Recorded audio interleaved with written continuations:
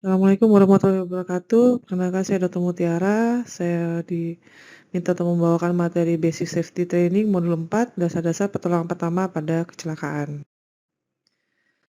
Untuk pembahasan kali ini yaitu pertolongan dan pemindahan tubuh korban. Oke, pemindahan korban, prinsipnya adalah pemindahan korban itu hanya dapat dilakukan atau boleh dilakukan apabila syarat evakuasi atau pemindahan korban sudah terpenuhi. Oke, syaratnya apa sih? Kita harus lakukan yang namanya yang pertama yaitu penilaian korban, situasi. Jadi kita lihat dari situasi korban tersebut, di mana dia situasi korban tersebut, apakah dia, kena musibah bencana alam, apakah kecelakaan, apakah ada orang lain yang dapat membantu, atau dia justru dikerumuni banyak orang yang, tidak jelas mau membantu atau tidak, atau apakah dia terhimpit di reruntuhan atau, dari kendaraan yang kecelakaan dan sebagainya.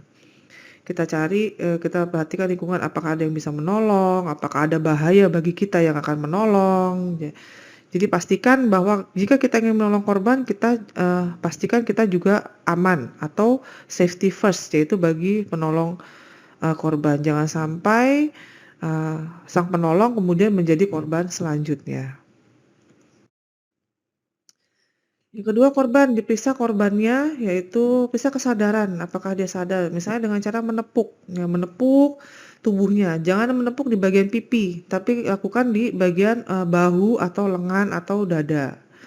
Panggil namanya, kalau tahu namanya, kalau tidak panggil Pak, Bu, Bapak, Bapak, Ibu, bisa dengar saya? Seperti itu contohnya. Kemudian periksa pernafasan, ya kita dekatkan telinga kita ke bagian hidung korban untuk menilai apakah ada nafas yang berhembus.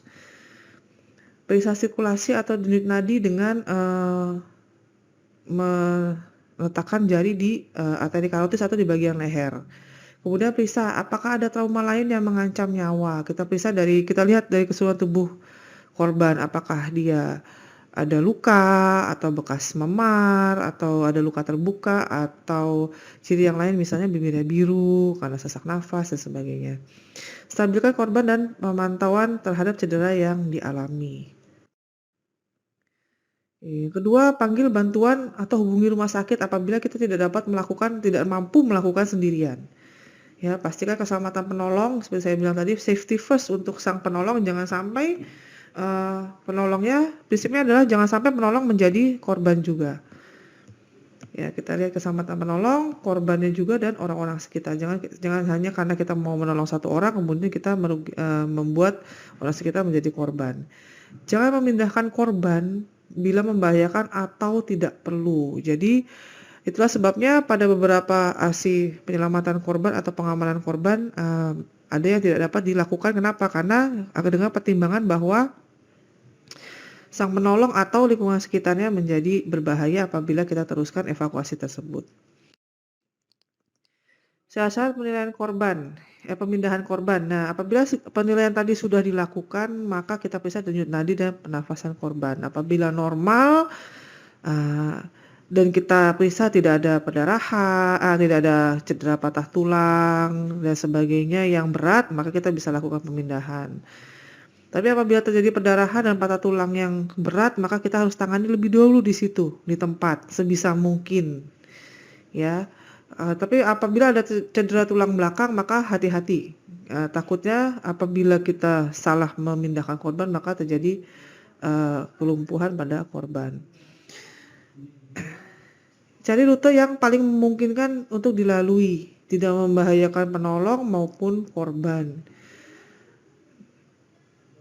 Apabila terdapat, bahaya yang mengancam keselamatan penolong dan korban, maka hati-hati dan cari rute terbaik, ya. Bikin skenario untuk penyelamatan. Hindarkan pemindahan korban apabila, nah, untuk menuju ke fasilitas kesehatan atau rumah sakit, dapat memperburuk cedera atau, menyebabkan, cedera tambahan atau memperburuk penyakitnya.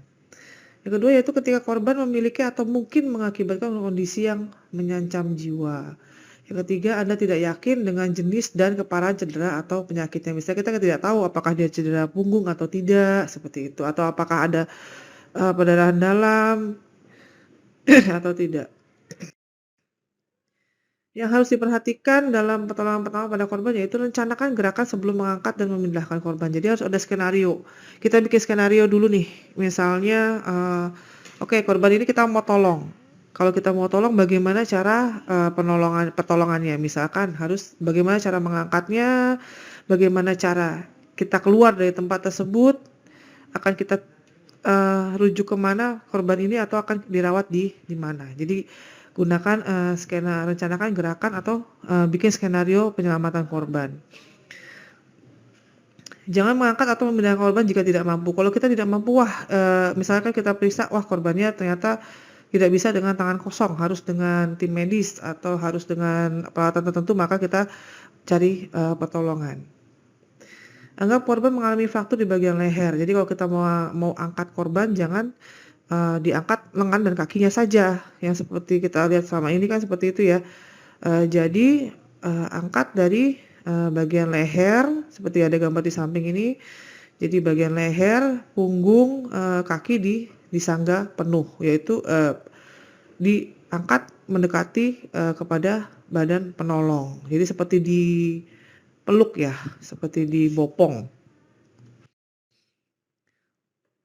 Teknik memindahkan korban yaitu yang pertama orang yang memegang bagian atas kepala dan leher harus mengikuti kemanapun tubuh digerakkan. Kalau bisa justru yang bagian leher itu jadi leader-nya. Jadi dia nggak ketinggalan tapi juga nggak kecepatan ya. Jadi yang bagian leher udah menopang penuh baru dia bilang, "Ya oke, angkat." Yang lainnya siap, kemudian angkat. Nah, dihitung dengan hitungan 1, 2, 3 kemudian semuanya serentak mengangkat dan mendekatkan korban ke bagian tubuh ke penolongnya. Pastikan sudah dibikin skenario rute evakuasi tercepat atau pengangkutan korban tercepat. Sambil diperhatikan kondisi korbannya. Jangan sampai pas kita angkat ternyata dia, kemudian tiba-tiba, tidak bernafas atau sesak nafas karena, terlalu dekat dengan tubuh korban. Ya tubuh penolong, maaf. Eee Apabila ada korban, kita tidak dapat memprediksi apakah kita sendiri atau dapat memanggil bantuan. Nah, di sini ada, cara-cara pengangkutan korban, pemindahan korban oleh satu orang. Teknik pemindahan korban ini dilakukan ketika hanya ada satu orang penolong di lokasi. Apabila korban tidak sadar, nggak bisa melindungi jalan nafas mereka sendiri, sehingga Anda harus memastikan bahwa tidak ada bahaya yang bisa menghalangi jalan nafas mereka saat Anda memindahkannya.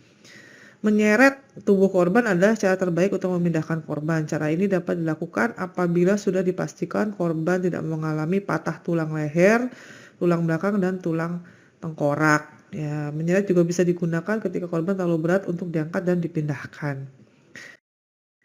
Jadi cara pemindahan korban oleh satu orang, kalau korbannya nggak sadar, kita bisa tarik dari bahu. Kita gunakan bajunya ya, yang kita tarik adalah baju. Yang kedua kita bisa gunakan selimut, apabila ada selimut atau kain lebar di lokasi, kita gunakan, kain lebar, bisa dengan tarikan lengan atau tarikan kain yang dilingkarkan ke ketiak korban.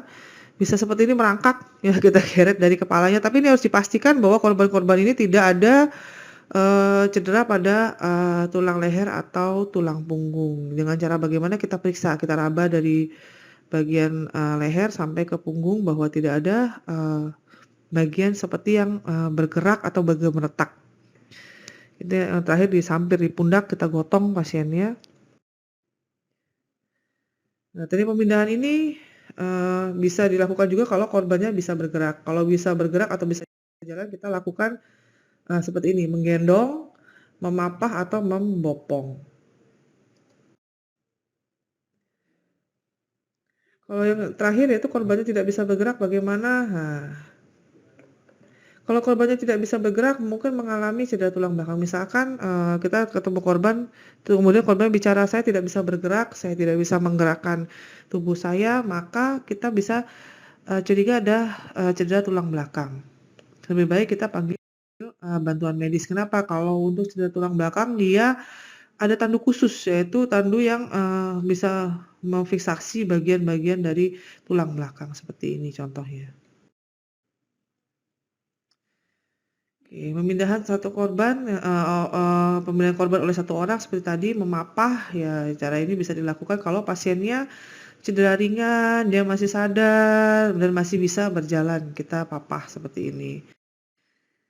Cradle carry atau membopong, nah kalau pasiennya sadar tapi dia lemas atau orang-orang dengan, tubuh kecil. Piggyback atau menggendong, sangat darurat dan Anda cukup kuat. Jadi, dan korbannya juga tidak lebih berat dari tubuh Anda, ya. Tapi korbannya lemas.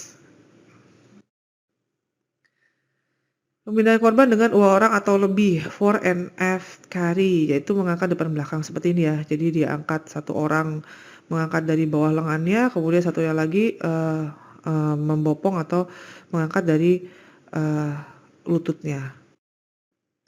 Two hand seat yaitu membuat kursi dari 2 tangan ya, seperti ini ya, tangannya saling menggandeng, kemudian pasiennya atau korbannya duduk di atas lengan ini. Jangan lupa satu lengan untuk tempat duduk, satu lagi untuk mengganjal punggungnya ya, karena dengan cara cara ini bisa resiko pasiennya terjungkal ke belakang. Blanket lift, ya jadi kalau misalnya penolongnya banyak, korbannya satu dan di situ ada kain yang lebar atau seperti selimut, ya seperti ini caranya ya, diangkut beramai-ramai. Eee, Pastikan korbannya sekali lagi bahwa dia bukan cedera tulang punggung. Kalau misalnya dia patah tulang masih bisa kita lakukan, dengan catatan kita bidai dulu bagian yang patah.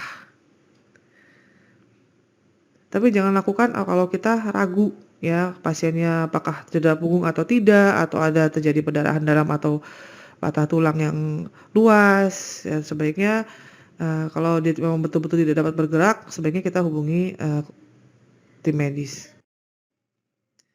Ini cara blanket lift, yang pertama, korbannya dimiringkan terlebih dahulu, dimiringkan dengan cara seperti ini ya, ini ada gambarnya. Jadi apabila ada 4 orang, jadi 2 orang untuk di bagian atas, 2 orang untuk di bagian bawah, kemudian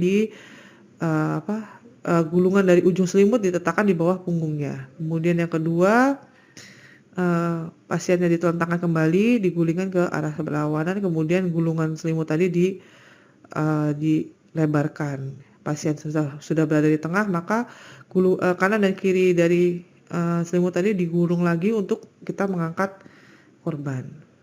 Pastikan kepala dan leher itu tertopang dengan baik, jangan sampai, kepalanya, terlalu rendah atau, mendangak ya, atau menengadah. Nah, di sini tentukan leader-nya siapa. Ya kalau apabila lebih dari 2 orang pasti salah satu harus jadi leader-nya. Nah, dari situ dia akan menentukan, prosedurnya, kemudian arah dari evakuasi. Oke, saat dari, evakuasi atau pemindahan korban, yaitu kita pertama harus menilai korban dulu, situasi korban dan kondisi korban. Yang kedua, panggil bantuan apabila kita tidak mampu, apabila, korbannya banyak. Pastikan keselamatan penolong dulu ya, pastikan keselamatan penolong, korban, dan orang sekitarnya. Jangan memindahkan korban bila membahayakan atau tidak diperlukan. Ketika perjalanan menuju rumah sakit dapat memperburuk cedera atau penyakit, maka jangan, pindahkan korban. Ketika korban memiliki atau mungkin mengakibatkan kondisi yang mengancam jiwa Anda tidak yakin dengan jenis keparahan, penyakitnya. Oke, demikian dari saya. Terima kasih. Wassalamualaikum warahmatullahi wabarakatuh.